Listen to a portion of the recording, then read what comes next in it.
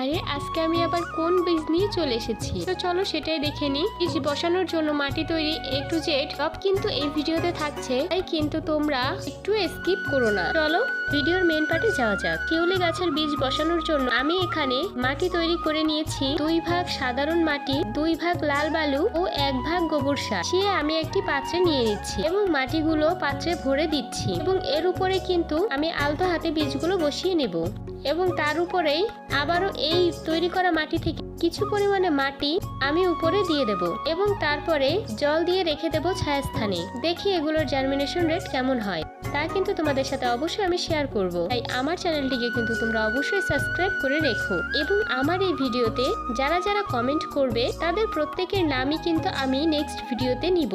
তাই আর দেরি কিসের, বেশি বেশি করে কমেন্ট করো। আর দেখো বলতে বলতে কিন্তু আমার এগুলো বসানোও শেষ, তাই জল দিয়ে দিচ্ছি। আজ তবে চলি, বাই।